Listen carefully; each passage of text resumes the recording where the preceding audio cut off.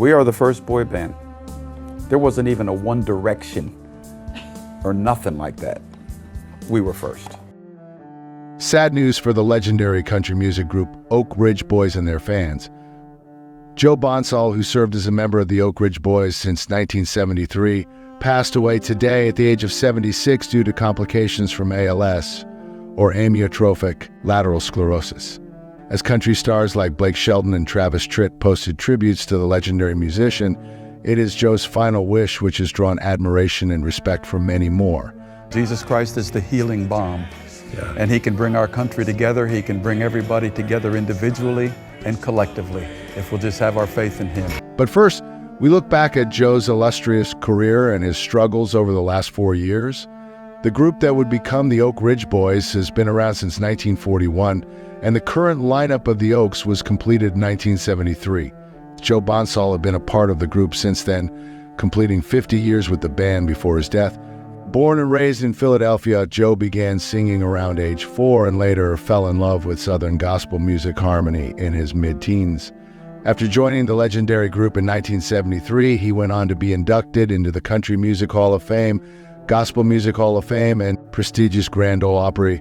His death comes months after he announced his retirement from touring with the Oak Ridge Boys back in January. In a statement released to media back then, he said he was stepping back to prioritize his health amid a years-long battle with ALS. He wrote, "Many of you know I have been battling a slow onset of a neuromuscular disorder. I am now at a point where walking is impossible, so I have basically retired from the road. It has just gotten too difficult. The Oak Ridge Boys will finish the farewell tour without me, but rest assured I am good with all of it. God's got it." In many ways, the face of the group, Joe was well known for interacting with fans on Twitter and showing off his beloved cat, Barney. He is survived by his wife, Mary Ann, daughters Jennifer and Sabrina, granddaughter Brianne, grandson Luke, 2 great-grandsons, Chance and Gray, and a sister, Nancy.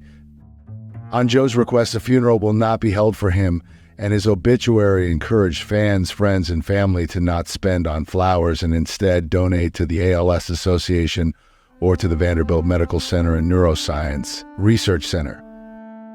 His gesture saw an outpour of emotions in response from his fans. And not just fans, even country music stars joined in to pay their tributes to the great man. Blake Shelton posted, "I'm heartbroken to hear of my friend Joe Bonsall's passing. I've never seen Joe when he wasn't smiling and completely full of life. He absolutely loved singing like no one I ever met. My thoughts and prayers are with his family and as the Oak Ridge Boys brothers. We all lost a special person today." Travis Tritt also chimed in with his thoughts.